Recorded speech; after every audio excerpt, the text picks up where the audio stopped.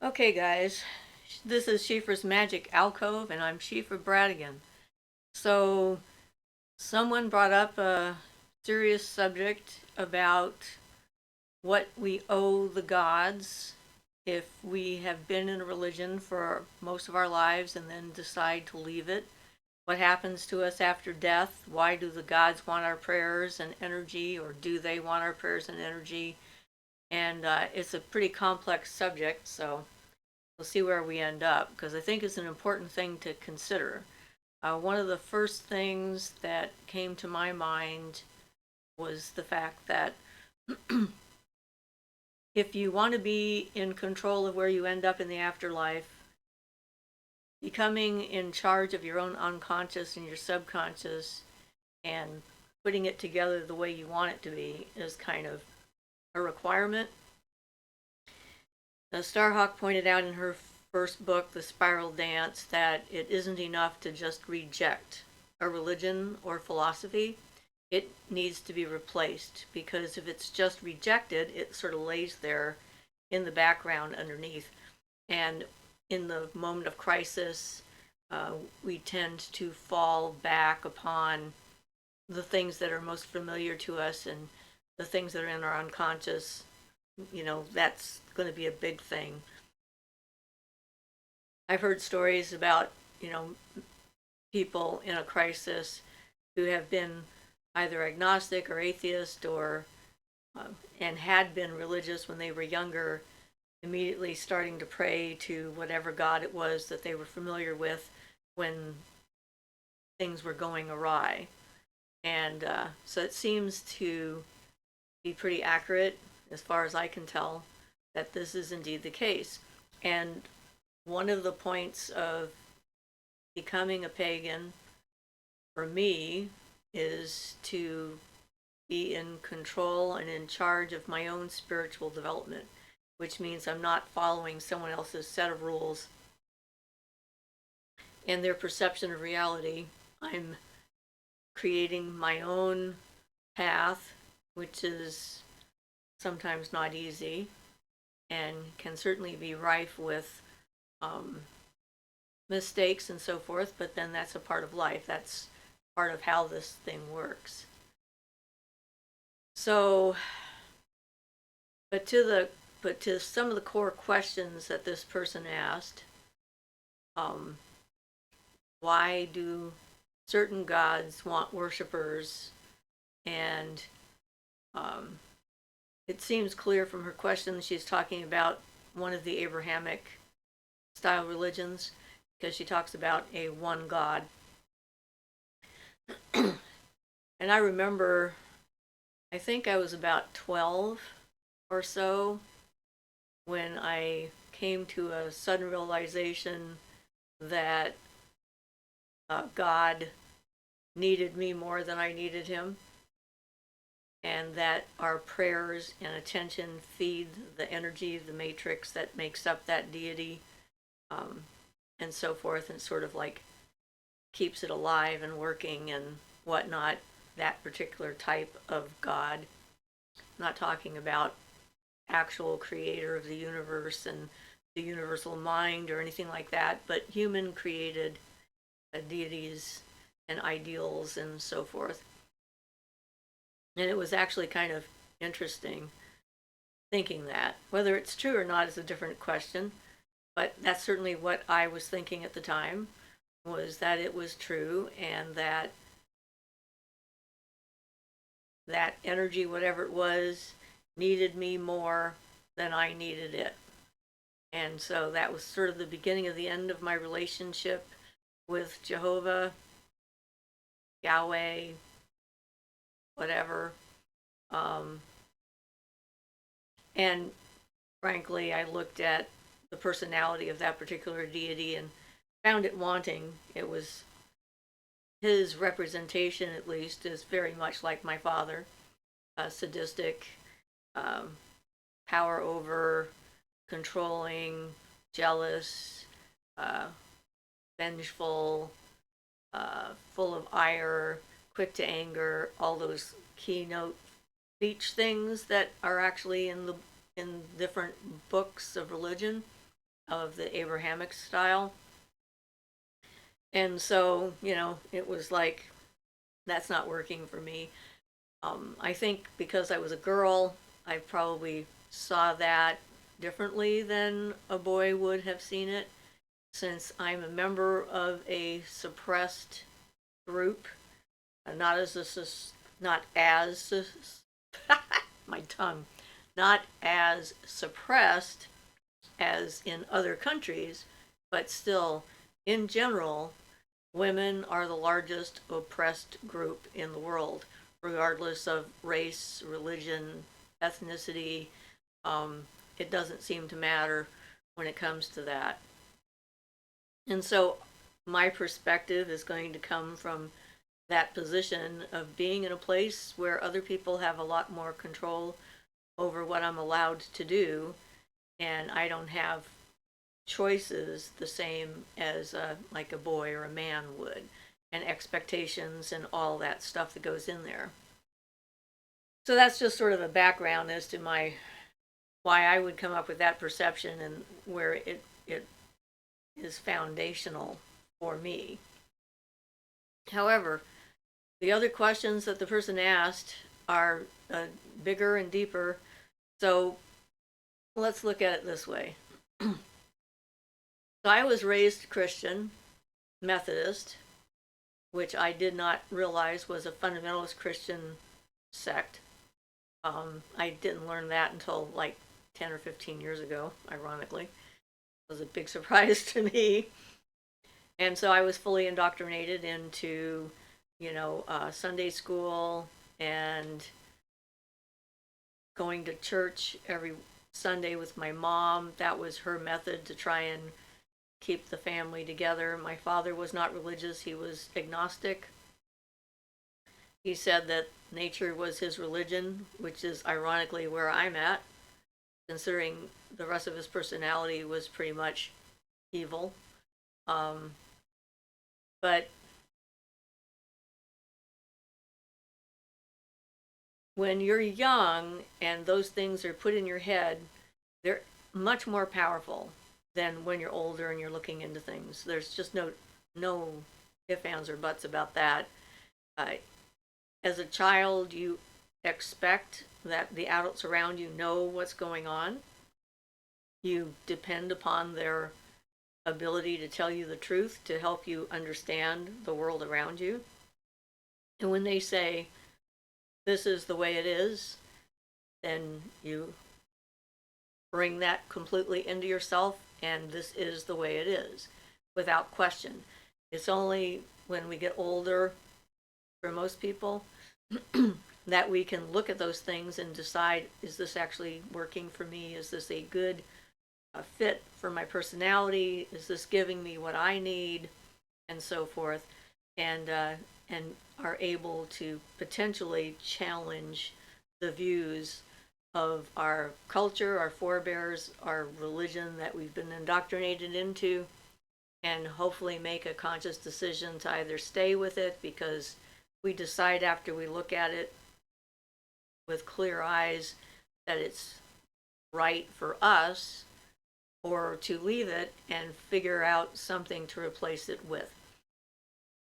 So when I started doing ritual on a regular basis, I had a lot of stuff in my head. I had the idea that somehow I was evil and that there was nothing I could do about it, and that would take me over at some point in my life and utterly destroy everything around me, which I know was based on the religious upbringing that I had, because belief in the devil and Satan and evil, and the fact that one of the things I learned was you can't depend upon your own senses. You can't make your own choices or decisions because you're easily fooled because you don't understand what's going on around you, according to how I was raised and taught. And if you cannot trust yourself, your own instincts, your own intuition, then you are dependent upon some external source of information, like in the case of a religion, a priest or a preacher or a pastor or an imam or a rabbi, someone who is more educated, higher up in the religion, who has the ear of the deity and a more complete understanding of the ins and outs of the religion and what your place in it is supposed to be, so that then they can advise you. This is not a path to individuation. Anytime that you have to give your power away to an authority outside of yourself, that you can't question, then you have that problem. Not being able to make up your own mind or trust your own senses means you can't become a complete person. You can't become truly human, in my opinion, because that's part of what this path is supposed to be about. That's the whole impetus, is to become that individual, the individuated spirit, making your own choices about where you want to go, what you want to be, not being dictated to by invisible forces or things beyond your control, and taking responsibility for your own actions, which is where that comes from. It's like, that's why we talk about being responsible for your own actions a lot. So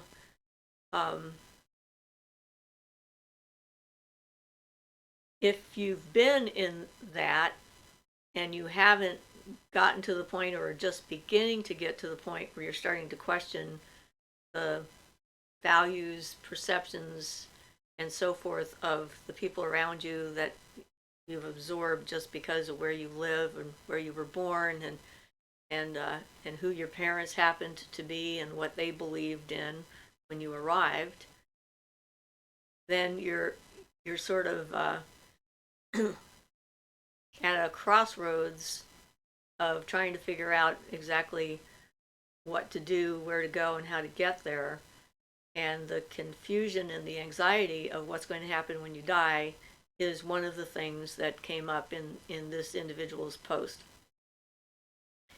So my understanding of the afterlife, the various spirits that I've helped to cross over, and the things that I've seen, the things that I've remembered from my own past lives, some of which were in between what happened right after I died, where I ended up, where I put myself. And if you haven't seen that one, there's a video out there where I talk a lot about having sent myself to hell because I had bad thoughts and I saw them and so forth. So when you're on the other side, everything is kind of out there. So there's no hiding from yourself. There's no hiding from the cracks and crannies and the dark corners where you've shoved things, which is why it's better to let them out when you're in the life and alive, because once you pass through that veil from physical to purely spirit again, all that stuff is just out there and open, and then you have to figure out what to do with it.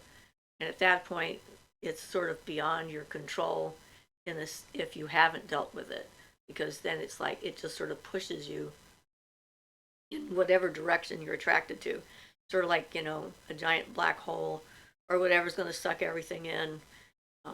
And if you believe that you deserve to be punished for something that you've done, or that you don't deserve to go to a good place because you feel that you are lacking, then you're going to end up in not a good place.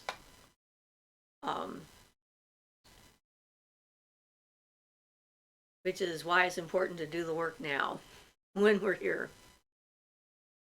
So when I first started doing a lot of ritual, those things came up for me. Anxiety, fears, that I was being sucked in by Satan and I was believing all of his lies and all this other jazz based upon my childhood upbringing, even, though I hadn't really been active in that kind of thing for a long time, which is part of shadow work, which we've talked about. And those are things that you have to decide and you have to look at and figure out what to do about, for sure. So I just kept on going forward. I was determined that I was going to figure this stuff out. And I did the work, I did the rituals, I worked with my subconscious. And when I started having dreams about pagan gods, I think the first one was Cernunnos and Pan that I met in a dream state, and then had other dreams where Christians came in to try and like stop me, and I was able to like shoo them away, and they couldn't interfere with what I was doing. I felt like I was definitely on the path to succeeding in that. So I don't have personally any anxiety at this point that when I pass over, I'm going to end up having to face some kind of judgment from whoever's God is out there that thinks that they ought to have a say as to where I'm going and what I'm doing, because I'm not in that stream anymore. So if you're leaving a stream, it takes a certain amount of time and effort to transform all that energy. I mean, think of it as like if you're falling off a cliff and partway down the cliff you go like, I don't want to be off this cliff anymore. You're sort of stuck with hopefully landing in a good spot so you're not going to kill yourself, but you cannot stop your fall from going off the cliff. So it's kind of like a force of movement that you put into motion by becoming a member of and part of a group mind, which is certainly religion is one of those things that creates group minds. And the energy of all of that time and effort, prayer, devotion, attention, study, and so forth is going to have a natural flow forward that isn't going to immediately stop just because you decide that this isn't working for you anymore. So that's when the real work begins. That's when you have to look into yourself and decide who you want to be, and decide it's okay for you to decide that. And if you're a man, that might be easier. I don't know. If you're a woman, you have, the inherent sensibility, most of us anyway, that our opinions are not valid for some reason, and our intuitions and perceptions of reality are not valuable enough to share with other people or correct, and we need to have some kind of external validation from a man somewhere, whether it's a male teacher or or a religious leader or a guru or a swami or whatever, in order to have sort of approval that we're going the right way. So being able to take charge of our own spiritual development and deciding that we're like allowed to make up our own minds is a bit of a struggle in the beginning.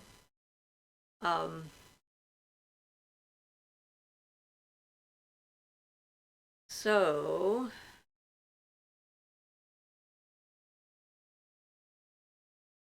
I guess the answer to the person's question about whether or not they're bound to the God that they worship their entire life and prayed to and so forth and went through group rituals with is until they become an individual and go through that process of leaving behind that energy conduit,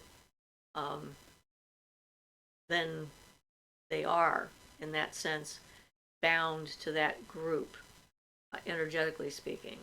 So depending on when they pass, it's like when the realization or revelation might come that this is not the right path, or I've been tricked or fooled, or I've been thinking wrongly about this my entire life. How much time you have after you make that realization it will decide whether or not you end up still stuck in that stream. Because if you're in a big river and you're in that current, it's another example. It's like you're in a current and it's pulling you in a certain direction, and there's like lots of other people in the same current that are all pulling you in the same direction. It's much more difficult to kind of leave that stream completely and find your own path, your own stream of experience and so forth. So it takes time. It isn't something that can happen instantaneously. It's not like a bolt out of the blue that just hits you and goes like, this isn't for me, I'm now done with it.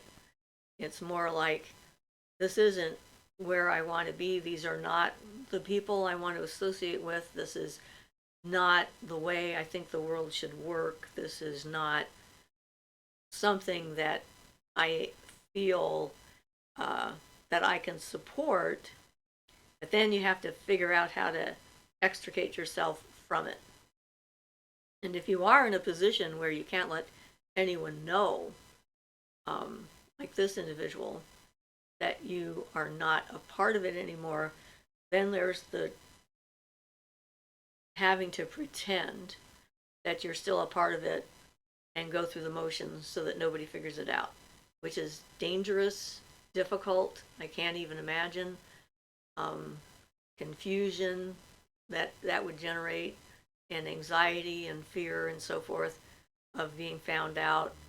So I don't know what I can recommend as far as that goes, but to do everything in secret, obviously.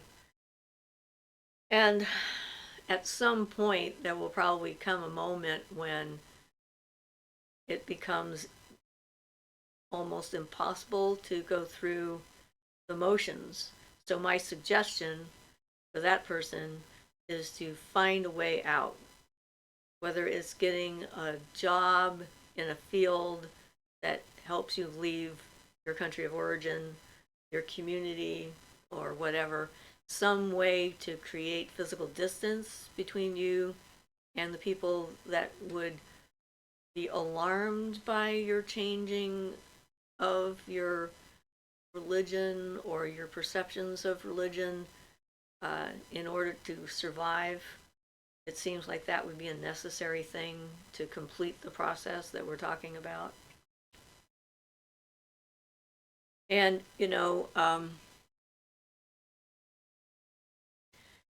pagans have a different take on communicating with the gods than most other major religions that are out there, or, yeah. Like, we see the deities as partners in our pursuit of becoming individuated and of trying to be conscious co-creators of the world around us, to be helpful to the natural world, to be a bridge between nature and people, see things that need to be assisted and help where we can. But it's a choice that we make, it's not an obligation. Although I think of my my helping spirits to cross over to the other side as a spiritual obligation, and I call it that. It isn't an obligation the same way the word is generally used. I feel like that's just something not everyone can do, and a way I can help that not everyone can. And when a situation appears for me, I will do my best to see if I can help. And that is what I mean by an obligation in that sense. But the other time using it meant different. It's like words are weird that way. So, there's no doubt that in the religion setup, people going, singing praises, making prayers, doing offerings, whether they're the old time offerings of, livestock and so forth in exchange for, you know, prosperity or good weather or whatever, or just as a way to feed, in a sense, the deity that you're working with. And that evolves into a more of a, well, it can be symbiotic or parasitic depending on the deity, I suppose, as far as the relationship energetically between the two. So,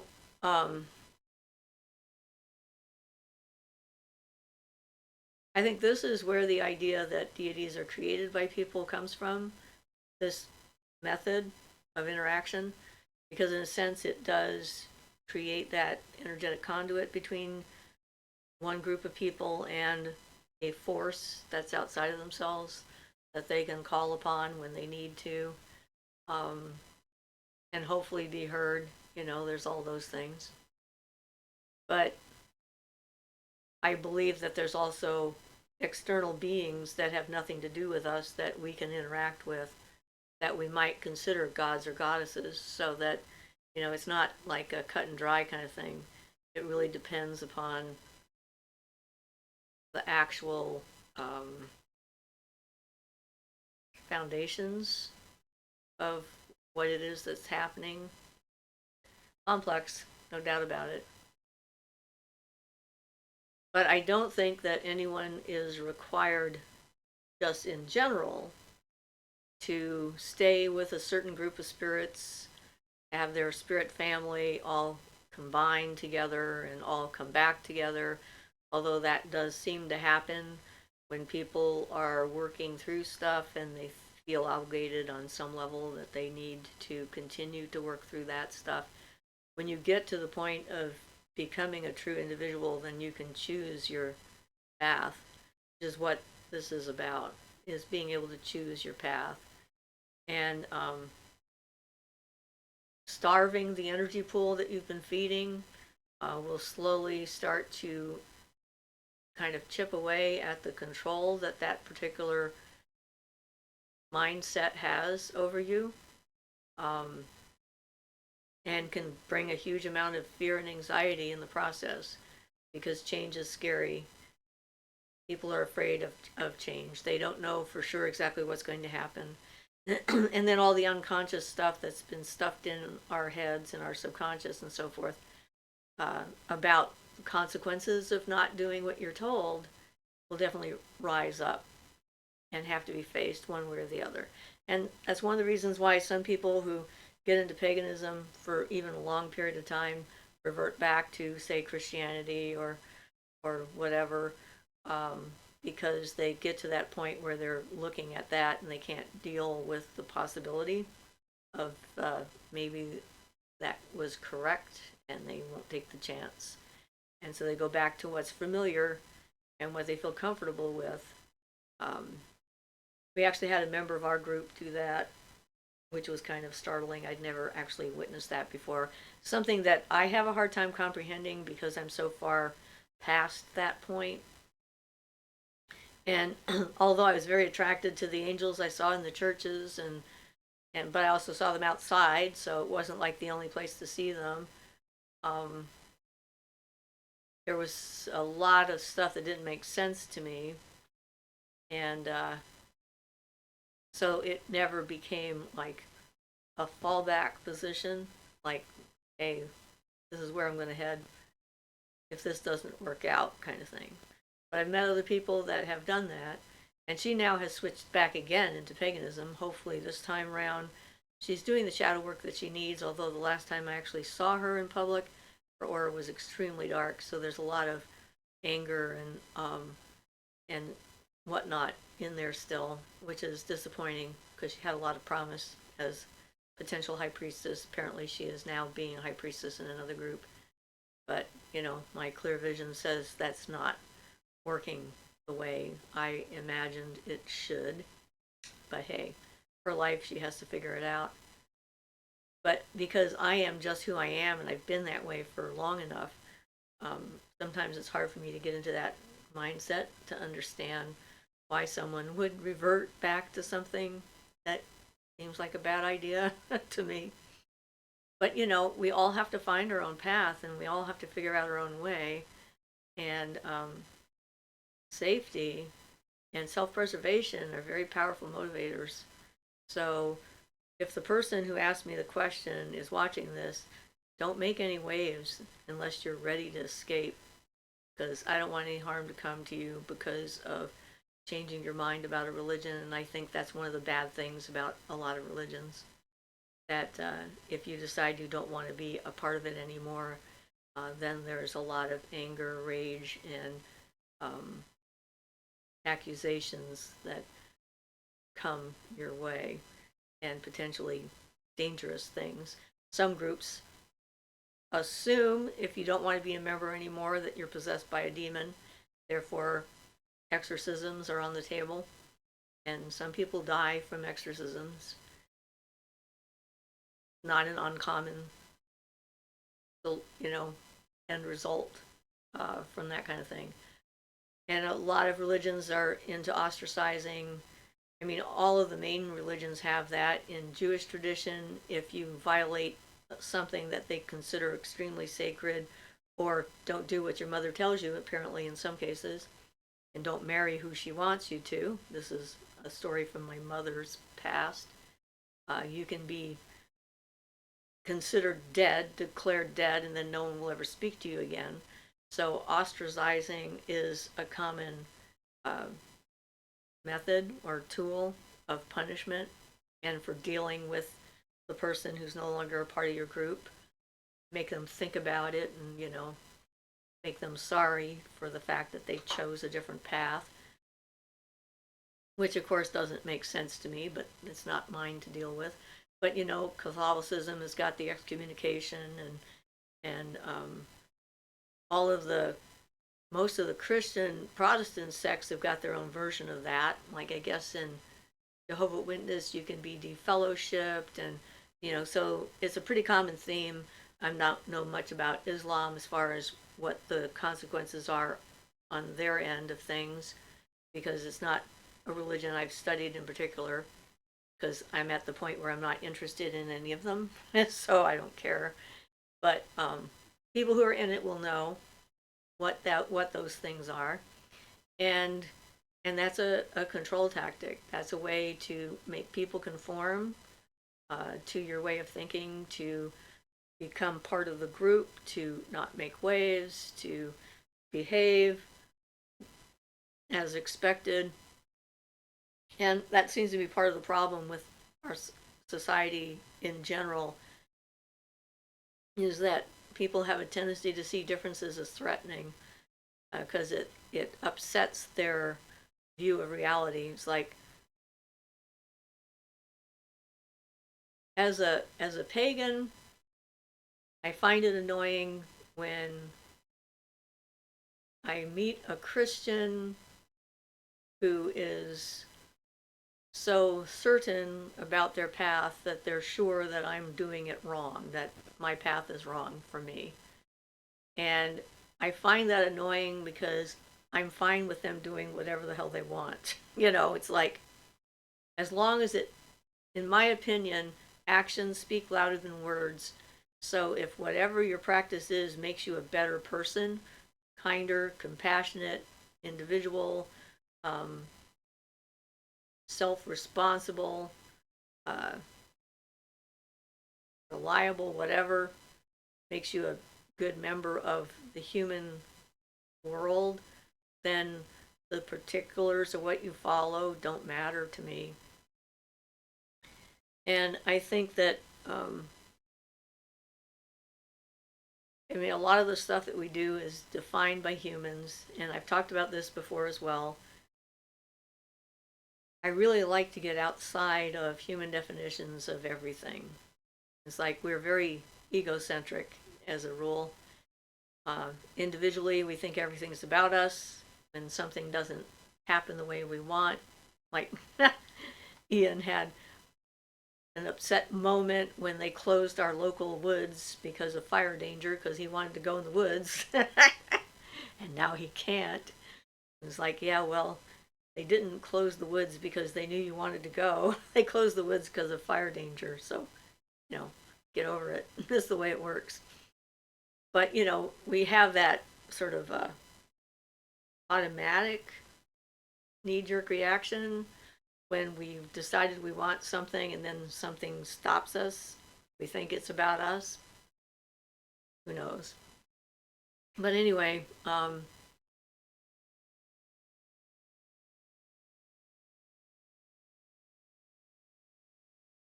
that's one of the reasons why this path is not for everyone. Because being responsible for your own spiritual development means that if you fail, you have no one to blame but yourself. You can't pass it off on a higher power's decision to make things miserable for you, or anything else. It's like, so trying to stay outside of human definitions of how the world works, like We are a part of a natural sequence of events and forces of which we are only a small part. The planet is alive in its own right, has its own consciousness that some may or may not be able to tune into, but it's like life is in everything and everywhere, not just in us. And to think that of all the life that exists, we are the only ones who can figure out how it's supposed to work is hubris. And hubris is one of our problems. We need to really think of ourselves as less important than we want to think of ourselves as being, I guess. Um, doesn't mean we're not valuable. Doesn't mean that we don't have huge and amazing contributions. It doesn't mean that we're not special in the scheme of spirits and hierarchies and all the other stuff that's out there. It just means that we're just a part of a whole and not the whole thing itself. So, it's probably enough. I think I'm beginning to ramble at this point in my own brain, and wanted to address this specific subject for this individual. I'm sure they're not the only one who's going through something similar, so hopefully this will resonate with others. And and just think about how you evaluate other people. If you're evaluating a person's worth by how much money they make, by what job that they have, by what position of power they might be in, by what religion they're a member of, um, then you're using the wrong criteria, in my opinion. People should be judged by their compassion, their kindness, their willingness to help, their ability to take care of themselves. Um, those things are a lot more important than any of the other stuff, because those are the things we take with us. So, on that note, this is Schieffer's Magic Alcove, and I'm Schieffer Bradigan. Blessed be.